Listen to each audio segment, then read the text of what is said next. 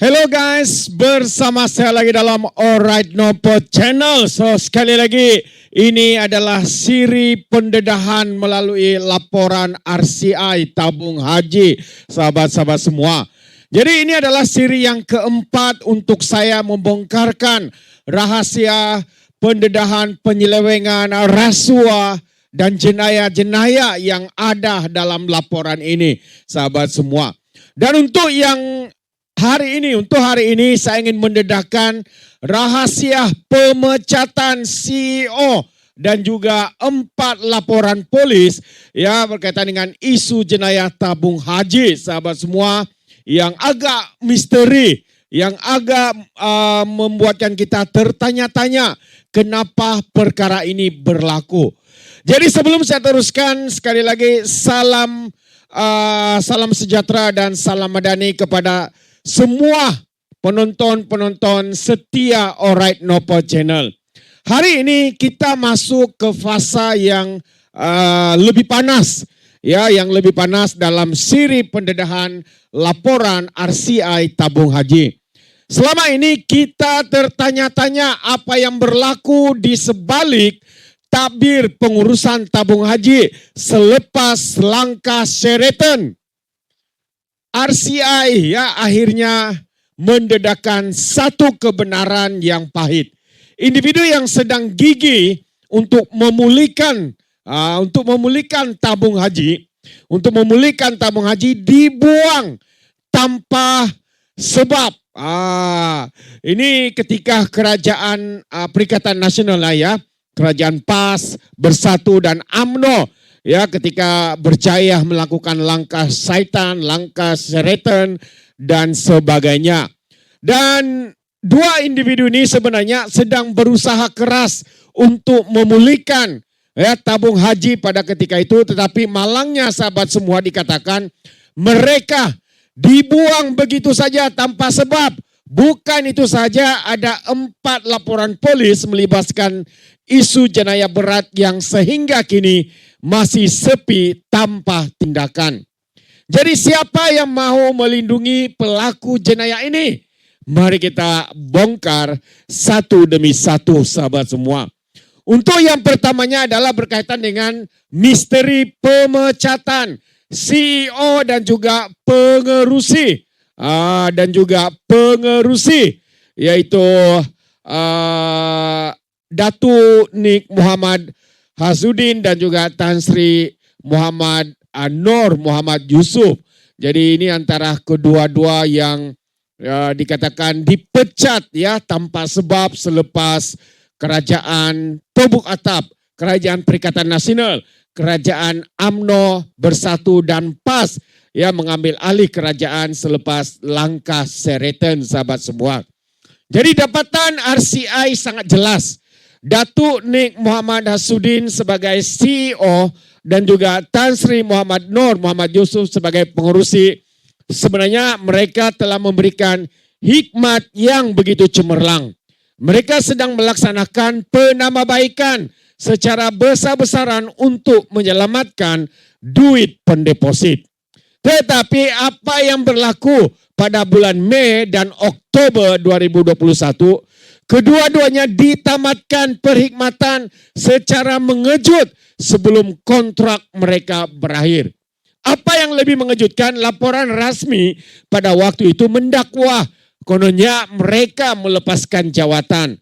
Tetapi ya dalam laporan RCI akhirnya terbongkar bahwa mereka sebenarnya bukan melepaskan jawatan, tetapi diberhentikan tanpa sebab, sahabat-sahabat semua. Itu antara pendedahan yang amat-amat mengejutkan kita. Jadi laporan RCI mendedahkan CEO dan pengurusi lembaga tabung haji ditamatkan kontrak tanpa sebab. Jadi kenapa semua itu berlaku, sahabat semua? Apa tujuan mereka? Dalam satu laporan media dalam Haraka Daily, Nik Hasudin perlu letak jawatan CEO tabung haji. Itu antara desakan daripada parti PAS, sahabat semua, selepas mereka menjadi kerajaan. Kononnya kerana CEO ini telah menjual aset tabung haji kepada orang bukan Melayu. Itu antara dakwaan dan tuduhan mereka. Tetapi semua ini juga telah terjawab di dalam laporan RCI ini, menyatakan bahwa ya tidak ada penjualan aset, ya aset tabung haji kepada orang bukan Melayu, ya. Jadi sebenarnya tidak pasti, mungkinkah itu sebenarnya hanya alasan mereka untuk membuang individu ini, sahabat-sahabat semua. Ini agak mengejutkan kita.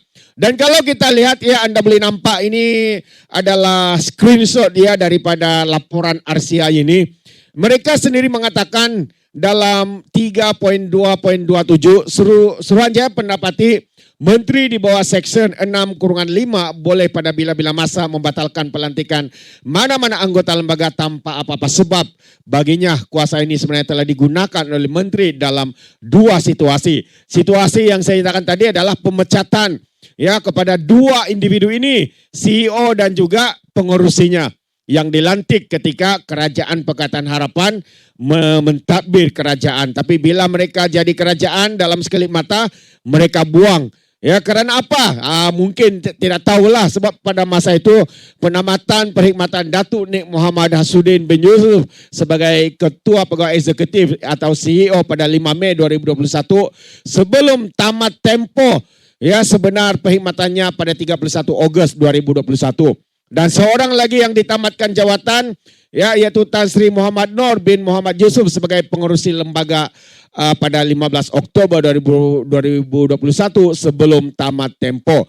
Sedangkan dalam laporan ini mendapati kedua-dua individu ini telah memberikan perkhidmatan yang baik dan sebenarnya sedang melaksanakan penambahbaikan terhadap lembaga tabung haji, dan penamatan pelantikan mereka secara mengejut tanpa sebab telah memberi kesan kepada proses penambahbaikan yang sedang dilaksanakan. Dalam laporan ini jelas menyatakan mereka sebenarnya dipecat tanpa ada sebab. Sedangkan pada ketika itu mereka sedang berusaha untuk memulihkan ya tabung haji ini, sahabat semua. Jadi apa yang berlaku pada Mei dan 2021 ya sehingga mereka ini ditamatkan perkhidmatan secara mengejut sebelum kontrak berakhir. Apa yang lebih mengejutkan, laporan rasmi pada waktu itu mendakwa kononnya mereka melepaskan jawatan. Itu laporan yang dibuat, yang dinyatakan oleh Kerajaan Perikatan Nasional, PAS, UMNO dan Bersatu pada ketika itu. Tapi hari ini sebenarnya mereka telah dipecat dengan tanpa sebab, diberhentikan begitu sahaja, sahabat-sahabat semua. Ingat, ini berlaku sekali lagi di bawah pentadbiran Menteri Agama selepas langkah Sheraton. Maksudnya Menteri Agamanya adalah daripada Kerajaan PAS, dari Kerajaan UMNO Bersatu, sahabat semua. Mengapa? Soalannya adalah mengapa individu yang membuat kerja dengan baik dibuang? Adakah kerana mereka terlalu jujur sehingga mengganggu kepentingan pihak tertentu? Wow, ini antara persoalan yang menarik ya untuk saya tinggalkan bersama dengan Anda, sahabat-sahabat semua. Semua itu berlaku ketika Kerajaan Perikatan Nasional. Dan Suruhanjaya RCI ini juga sebenarnya diwujudkan ketika Perikatan Nasional menjadi kerajaan. Kononnya untuk menyerang, menyalahkan Pakatan Harapan, kononnya jual aset, kononnya Kerajaan Pakatan Harapan merugikan tabung haji. Tapi apabila hari ini laporan ini didedahkan, tidak ada satupun ya tindakan ataupun perkara yang didakwah dilakukan oleh Kerajaan Pakatan Harapan pada ketika itu. Contohnya penjualan aset, maknanya semua itu hanyalah fitnah semata-mata. Dan untuk pengetahuan juga ketika Kerajaan Pakatan Harapan 1.0, berbagai laporan polis, sahabat semua, ya berbagai laporan polis telah dilakukan karena mereka mendapati adanya salah guna kuasa, penyelewengan, menggunakan creative account, yaitu manipulasi, membuat penipuan account dan sebagainya. Jadi kenapa ya selepas ganti kerajaan, laporan itu tidak disiasat, dibiarkan begitu saja oleh kerajaan selepas Pakatan Harapan. Itu menjadi tanda tanya bagi kita semua, sahabat-sahabat semua. Jadi RCI mendedahkan bahwa pengurusan tabung haji sebelum ini telah membuat beberapa laporan polis mengenai salah laku jenayah, tetapi tindakan masih tergantung selepas Kerajaan Perikatan Nasional menjadi kerajaan. Kalau sebelum itu tabung haji bermasalah ketika Kerajaan UMNO Barisan Nasional, ya lepas itu disiasat, didedahkan, ya kepincangan, penyelewengan, hilang 10 bilion ringgit dan pelbagai lagi jenayah ya dilaporkan oleh Kerajaan Pakatan Harapan, tetapi disembunyikan, didiamkan pula selepas langkah Sheraton, sahabat-sahabat semua. Jadi apa tujuan mereka melakukan perkara itu? Ada banyak laporan polis sebenarnya yang telah dibuat ketika Kerajaan Pakatan Harapan, sahabat semua. Antara 4, ya saya kongsikan ada 4 perkara, ya ada 4 laporan, yaitu yang pertamanya berkaitan dengan pecah amanah dana yayasan tabung haji.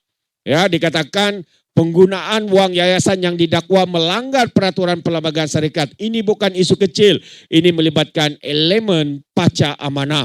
Dan yang kedua, laporan polis yang menarik untuk saya kongsikan juga adalah penjualan saham tabung haji IP USD 910 juta. Ada dakwaan salah nyata dan penyembunyian maklumat dalam penjualan saham besar ini. Dan kemana hilangnya ketelusan, itu persoalan kita. Yang ketiga, manipulasi tanah Kalimantan, ya sebanyak 5,8 juta USD. RCI juga mendedahkan wujud penipuan dan manipulasi laporan kesesuaian tanah untuk memperdaya syarikat membeli ladang kelapa sawit yang tidak sepatutnya. Dan yang keempat, ada beberapa lagi laporan polis, tapi hari ini saya kongsikan ada 4. Hibah haram 2017. Ini yang hangat diperkatakan apabila Ketua Pemuda UMNO cuba ya untuk memperbodohkan rakyat Negeri Sembilan. Kononnya mana ada masalah? Masalahnya hanya kerana ya pada Kerajaan UMNO Barisan Nasional pada tahun 2027 katanya memberikan hibah yang tinggi. Adakah dengan memberikan hibah yang tinggi itu salah, kata Akmal Saleh ketika berceramah di kampung-kampung untuk cuba memperbodohkan rakyat? Memang tidak salah. Kita akui ya kalau pemberian hibah itu tinggi memang kita sokong. Tapi soalnya di sana pemberian hibah itu adalah boleh dikatakan sebagai hibah haram. Kerana apa? Mereka menipu akaun, memanipulasi akaun, mengatakan mereka untung sebanyak 3,4 bilion ringgit. Sedangkan hakikatnya dalam laporan RCI ini terbukti bahwa bukan untung sebanyak 3,4 bilion ringgit, tetapi sebenarnya rugi sebanyak 1,4 bilion ringgit. Mereka memanipulasi, mereka memberikan hibah yang tinggi hanya untuk nampak mega, hanya untuk nampak kononnya tabung haji tidak ada masalah, sahabat semua. Sedangkan mereka itu bukan keuntungan, tapi itu sebenarnya uang daripada pon deposit diberikan semula kepada pon deposit. Itu dari segi moralnya memang satu yang salah kerana menipu, memanipulasi akaun dan sebagainya. Tidak menyatakan kebenaran, sahabat semua. Sedangkan rugi tapi mereka isytihar untung. Itu penipuan yang teramat besar yang dilakukan. Jadi 4 laporan ini sudah ada dalam tangan polis. Suruhanjaya RCI berpandangan polis wajib untuk mengambil tindakan tegas sekarang. Kenapa perlu tunggu? Kita menggesa supaya pihak polis, ISPRM, pihak berkuasa yang berkaitan harus mengambil tindakan ya berkaitan dengan perkara ini. Jadi kita tidak mempertikaikan budi bicara menteri di bawah Akta 535. Tetapi rakyat berhak tahu apa pertimbangan Anda membuang pengurusan yang baik dan membiarkan laporan polisi ini berhabuk tanpa tindakan. Ini yang rakyat perlu tahu. Kenapa ketika Kerajaan Pakatan Harapan ditumbangkan dengan langkah Sheraton dan diganti oleh Perikatan Nasional yang ada PAS, Bersatu dan UMNO, laporan-laporan polisi ini sepertinya didiamkan. Dan kenapa harus membuang ya 2 individu yang sedang berusaha untuk ya membaik pulih tabung haji pada ketika itu, sahabat semua. Jadi adilkah kepada Datuk Nik Muhammad Yasudin dan juga Tan Sri Muhammad Noor yang telah dikhianati hikmat mereka? Kita mendesak mantan-mantan Menteri Agama pada tempo tersebut untuk tampil memberikan penjelasan. Jangan biarkan rakyat terus berspekulasi. Antara mantan Menteri Agama pada ketika itu, ketika Kerajaan Perikatan Nasional, salah seorangnya adalah daripada Patipas, Patipas Idris Ahmad. Ya, beliau adalah antara Menteri Agama selain daripada Senator Dr. Zulkifli. Ya, selepas Kerajaan Pakatan Harapan tumbang, dua inilah menjadi Menteri Agama mereka, sahabat-sahabat semua. Jadi RCI sudah pun menunjukkan jalannya. Sekarang giliran pihak berkuasa untuk bertindak. Kita tunggu dan lihat adakah siasatan polis akan bersambung atau akan ada lagi episode tunggu dan lihat. Jadi untuk pengetahuan, hari ini sebenarnya juga kita ucapkan tahniah kepada ISPRM yang telah pun memulakan langkah penyiasatan ya berkaitan dengan sosor, jenayah, penyelewengan, rasuah, kerugian di dalam tabung haji. Dan dikatakan mereka telah pun menyerbu bangunan tabung haji hari ini untuk melakukan siasatan, sahabat semua. Tahniah kita ucapkan kepada Ketua ISPRM yang baru karena begitu pantas, begitu agresif untuk menyiasat dan menjalankan siasatan pada kadar yang segera. Jadi kita ucapkan tahniah dan kita mengharapkan ya akan ada lebih banyak pendedahan daripada laporan dan pendakwaan kepada individu-individu yang terlibat dalam penyelewengan, penyakawan, rasuah, ya penipuan dalam akaun dan sebagainya. Walau ada pemimpin UMNO mengatakan mana ada ya laporan perkataan sakau di dalam laporan RCI, aduh bodoh sangat lah ini. Mereka cuma memperbodohkan rakyat. Memanglah perkataan sakau itu adalah bahasa kasar, bahasa harian, samun dan sebagainya.